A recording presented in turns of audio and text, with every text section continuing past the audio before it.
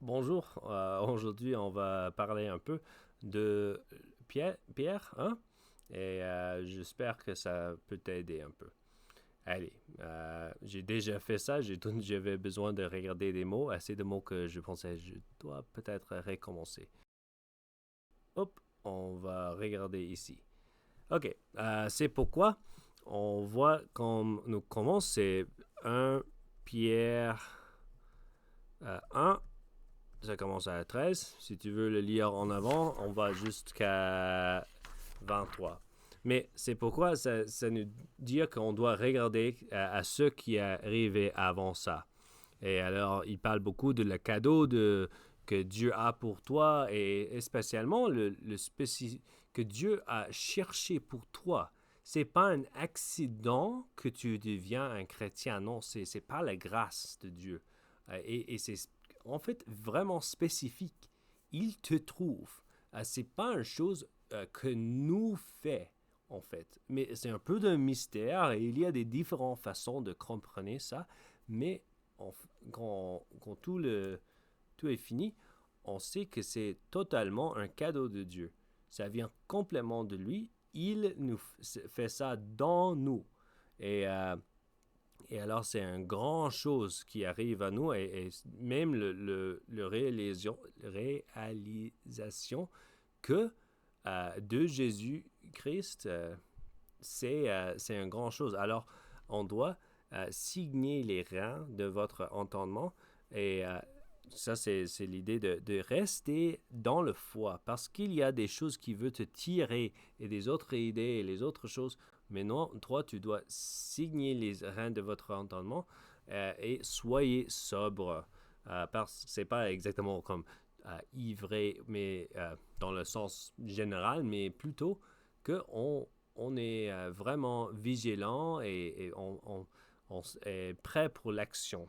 Et ici, euh, ça finit avec cette idée de entière espérance dans la grâce. Et ça, ici, c'est plus le plus grand idée de grâce avec le héritage qui vient à nous et tout ça, le salut en grand vision qui sera apporté lorsque Jésus-Christ apparaît. Euh, alors, oui. Et parce que, euh, oui, ça, c'est l'idée d'avoir notre yeux fixé sur ça. Pas regarder les autres choses parce qu'il y a toutes les autres choses qui vont nous tirer de ça. Non. Nous, les chrétiens, on regarde pour ça. On regarde pour le retour de Jésus-Christ et pour son royaume. Et on comporte nous comme ça, comme les gens de foi. Euh, et comme des enfants obéissantes. Il y a aussi dans d'autres parties de l'Écriture les enfants qui disobéissent. Mais ici, nous sommes les enfants obéissants et ne vous conformez pas aux convoitises, désirer les choses que tu as désiré que vous ayez autrefois quand vous étiez dans l'ignorance. On regarde ce que Jésus est venu à nous, il était révélé à nous par les, euh, les pasteurs, par les évangélistes, euh, mais et ça doit nous changer.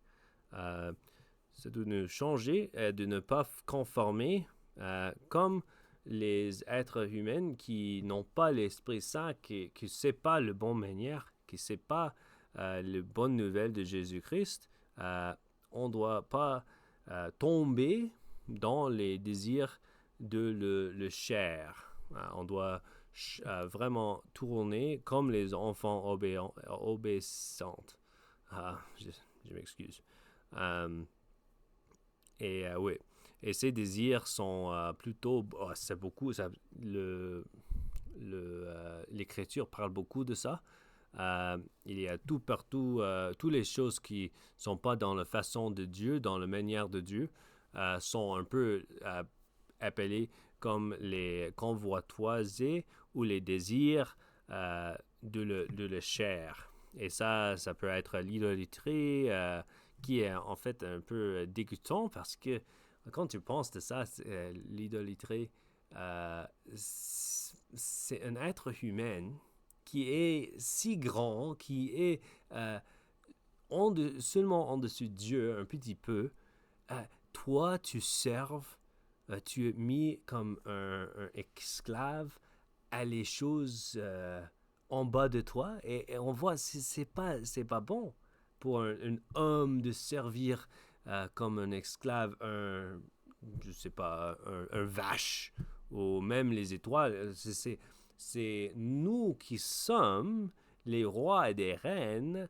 Et quand on devient des esclaves et les autres choses, c'est vraiment dégoûtant. C'est pas peut-être le meilleur mot, mais c'est désordre. C'est pas dans bon ordre. C'est quelque chose étrange et pas bon qui arrive. Um, c'est la même chose avec les adulteries.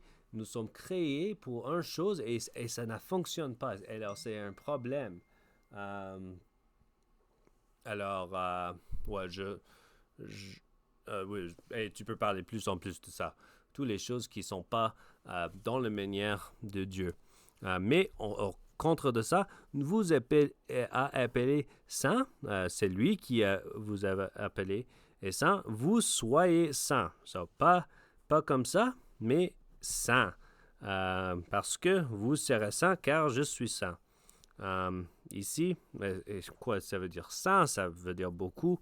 Ça veut dire de obéir la loi de Dieu et de suivre l'amour et ouais, trouver et donner Dieu toute la gloire de ton vie. Et si vous invoquez comme Père, c'est lui qui juge selon les œuvres de chacun, sans exception de personne, sans comme penser, oh, toi, t'es cette sorte de personne, alors je donne un meilleur jugement pour toi que les autres. Non, Dieu n'est pas comme ça. Il y a les hommes, les êtres humains sont comme ça. Non, Dieu est vraiment juste. Et oui, il juge selon les œuvres de chacun. Alors, les gens demandent, comment est-ce que ça fonctionne avec les autres places que ça dit, nous sommes appartient à le salut par le foi toute seule. Et ça fait beaucoup de sens parce que, oui, c'est vrai, nous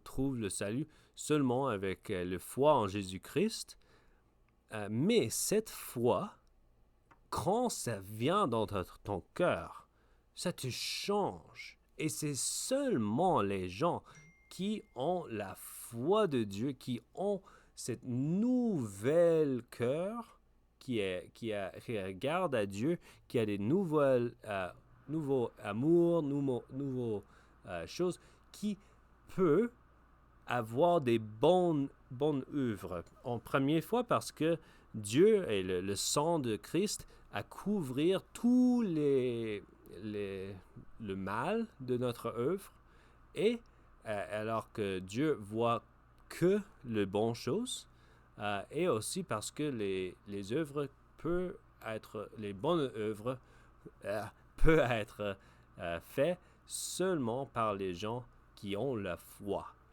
Si tu n'as pas la foi, toutes les œuvres que tu fais sont rien. Alors, c'est l'idée de les fruits. Et quand Jésus revient et les gens disent ouais, j'ai de foi, c'est pas exactement de le dire que tu as le foi, mais est-ce que tu as vraiment le foi? Est-ce que c'est une vraie réalité dans ton cœur? Et si c'est une vraie réalité dans ta cœur, il y aura des œuvres. Alors, quoi il dit ici, c'est si tu lui dis qu'il est ton Père, si tu sais et tu regardes que Jésus vient, il vient pour juger les morts et les vivants, tu as vécu comme ça? C'est vraiment ton foi ou non? Alors, on ne peut pas dire « Ah oui, je suis baptisé. » Ah bien, c'est bon que tu aies été baptisé parce que c'est par le baptême que Dieu donne toi les promesses. Dit que tu es mon fils. J'ai un grand salut pour toi. Je te donne tout le monde. Mais tu as vécu comme ça ou tu as pensé que tu dois trouver ton identité dans ce monde? tu as vraiment pensé que Dieu a à toi, ou tu as pensé que tu dois trouver toutes les choses et battre contre tout le monde?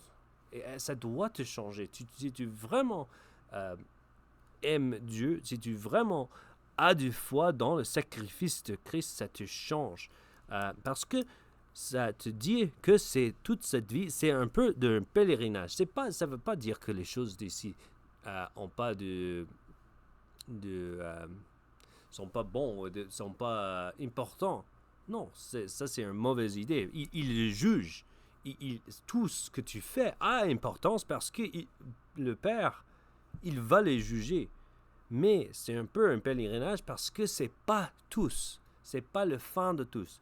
Alors on allait vers cité, un royaume de ciel. On ne trouve pas notre royaume ici. Ok, j'allais un peu plus vite. Sachant que tu n'es pas par les choses périssables, de l'argent ou de l'or, que vous étiez rachetés de la vaine manière de vivre que vous avez hérité de vos pères.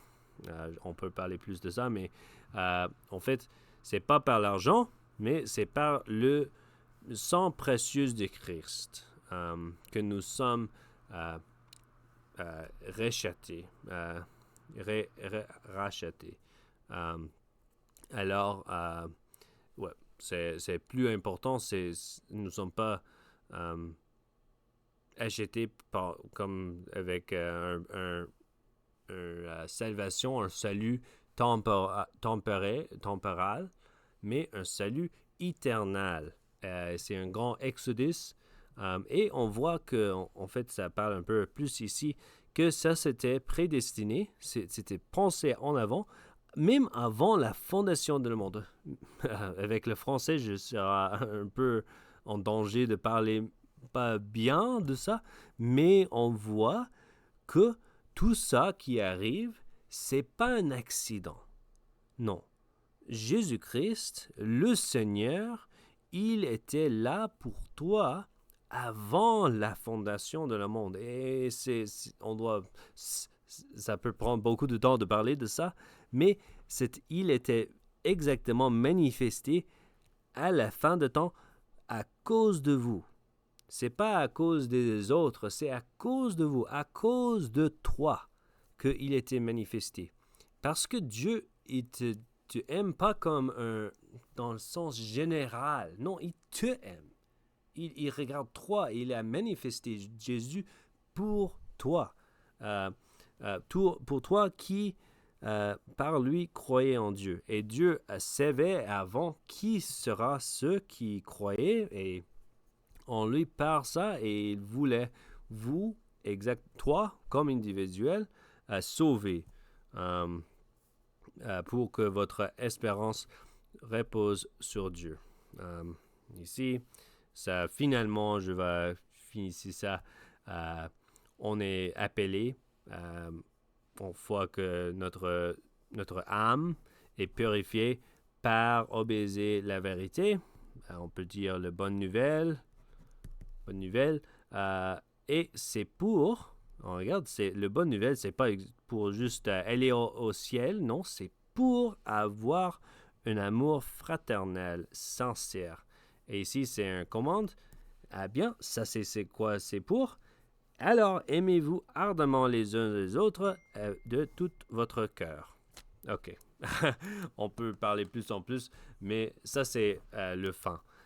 Est-ce que tu cherches l'amour, en fait? Est-ce que tu veux entrer plus en plus dans l'amour de Dieu, dans dans la fraternité de notre Seigneur? Parce que l'Église, le christianité, c'est pas une chose individuelle. Oui, nous sommes sauvés individuellement à Dieu, mais c'est pour être dans la communauté des chrétiens, cette communauté d'amour. Alors, oui, on doit rentrer dans ça plus en plus et donner de nous et oui, avoir les frères et les sœurs chrétiens. Ok, j'espère que ça a aidé. À bientôt.